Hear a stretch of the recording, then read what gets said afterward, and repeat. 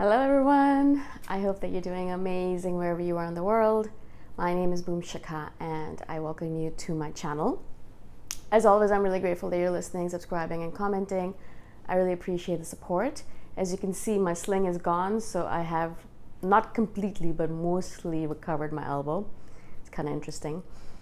Anyways, maybe I'll talk about that some other day. In this video, I wanted to speak to you about grounding. And I know I've done a couple of videos about grounding tools that you can use in order to calm yourself down, because a lot of INFJs, I know as I do, spend a lot of time in our heads, and that causes us sometimes to feel a little bit scattered, a little bit just out there. It feels like we can't feel our bodies anymore. And so a lot of the exercises that you do for grounding are, meditation, mindfulness, or a lot of yoga, tai chi, things that are going to get you back into your body and feel your body, anything physical, any movement, even walking, just going for a walk outside in nature, or even just outside in the city, just walking and feeling that motion of you stepping your foot on the ground every single time, your body moving, your legs moving, all of that causes you to feel more grounded.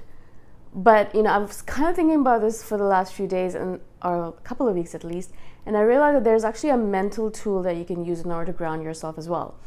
You can use breathing exercises, you can use meditation, you can use all that, of course. But if you are in a space where you can't really do these things, perhaps you're at the office, or you're in a situation where you have to sit, you're listening to someone, or you're at a conference, whatever it might be, and you can't really move, you can't just really go for a walk, then there's certain things that you need to do in order to ground yourself in the moment.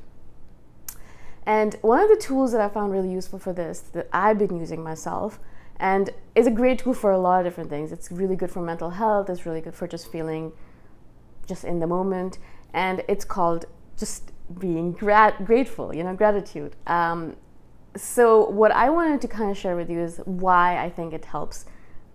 At least for me, it helps quite a bit when I feel ungrounded, when I feel scattered, to help me bring back to the present moment.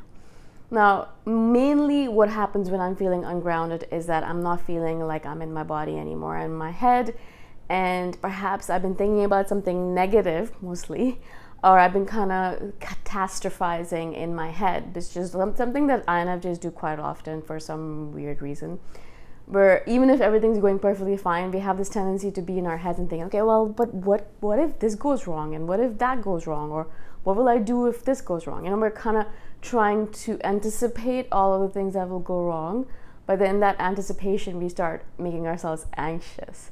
And that's okay, that's something we do, that's our talent. We're able to use that talent in order to make sure that our futures are a little bit more stable, and perhaps we can control our futures a little bit better, perhaps. Mostly not, but at least it makes us feel like we can. But what happens in all that catastrophizing, I think that's the right way to say it, or all of that, negative scenario creation, is that you start feeling anxious, you start feeling stressed, you start feeling like you're not feeling in your body anymore, and you feel ungrounded. And so in that moment, I've found for myself, as soon as I start feeling that way, as soon as I start feeling like, whoa, I need something to ground myself, but I can't really go for a walk because I'm too tired, or whatever the reason might be, what I do is I just take a couple of moments, maybe a minute or two, to think about my gratitude list. So it's just really, really simple. You think about everything, anything, whatever you're grateful for in that moment in time.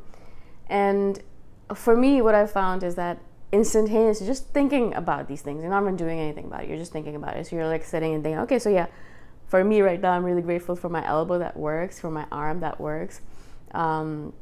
I'm really grateful for the fact that I have limbs that work, even though my elbow is a little bit iffy still, I have limbs that work. Mobility is something that I'm really grateful for right now, my health, and the fact that I can do these videos, the fact that I live in this world where, there's lots of things. I'm not going to get into my gratitude list, but instantly, even just talking about it right now in this moment in time, just talking about my gratitude list, I can feel myself calming down. I can feel myself, oh right, okay, cool, everything is fine, I can relax.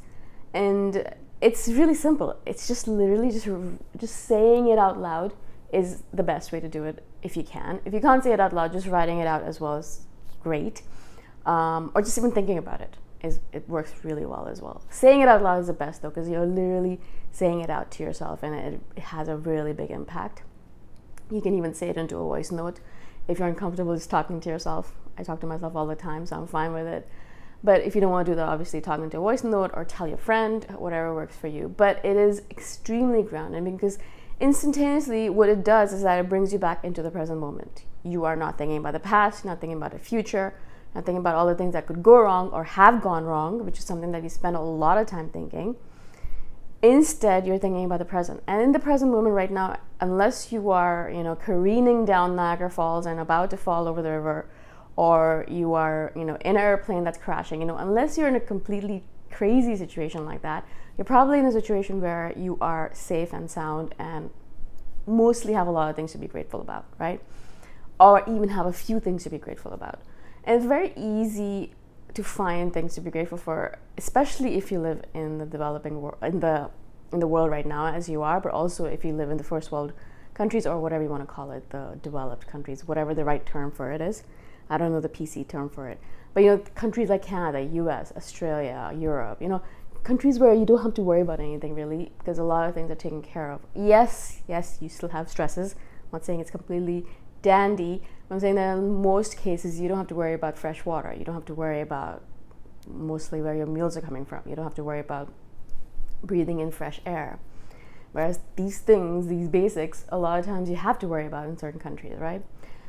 And so in general, it's very easy to find things to be grateful for. If you're able to move, if you're able to see, if you're able to think, if you're able to breathe, if you're able to eat, if you're able to hear, like all of these things are things to be grateful for. And as I said, as soon as you start thinking about these minor things, and you might think they're minor, really you're like, well, yeah, I can breathe, whatever. But, it kind of reminds you, there are some people who have a hard time breathing, I was just reading about this disease called ALS, and what happens eventually is that the person's lungs stop functioning and they're not able to breathe and they die. I'm not saying it's a very dramatic example, but to illustrate the fact that there are people who can't breathe. So yes, you can breathe without any problems. You can just breathe. You can just intake air and be alive, right? So in general, these are basics, but you'll find a lot of other things probably that you could be grateful for. And in that moment, as you do so, as you remind yourself of all the things that you're grateful for, you'll notice that you'll relax. Like I notice as soon as I do that, my shoulders relax, my heart rate kind of calms down a bit if it's anxious, and my body relaxes, and I stop clenching myself. I stop being like that. And so I really highly recommend, if you are having a hard time grounding yourself in certain moments, just bring yourself back to your gratitude list. And if you don't already do a gratitude list daily, then perhaps that's a good thing to add, particularly before bedtime. As you're laying in bed and you're trying to fall asleep, one of the good things to do is to think about the 5 things you're grateful for in the day or in general. You could be grateful for something that happened today, or you can be grateful for generally what you're grateful for. The fact that you're alive, the fact that you have a job that you like or love, someone that you love in your life, parents are alive, things like that, like things that you're generally grateful for, or the fact that, today you were able to submit something that you've been procrastinating on for ages, and thank God for that. So things like that. So think about that, adding that into your daily ritual. But if not, do consider thinking about your gratitude list while you are feeling ungrounded, and use that to ground yourself. You'll notice that it'll instantly kind of make you feel like, oh yeah, everything's fine. I have lots of things to be grateful for, nothing to worry about, nothing to be anxious about, and you'll feel yourself calm down, come into your body. You'll feel your heart, your body, your senses, and all of that will really, really relax you in the moment. And then you can start thinking about whatever else you need to do in order to fix the situation that you're in, if that's what you're worrying about. So again, I hope this helps you. If you have used this technique in the past to ground yourself, let me know. If you haven't, try it and let me know in the comments below as well, because I'd love to hear from you. And obviously, if you have questions, let me know. I know a couple of you have asked me some questions that I'm supposed to do videos on.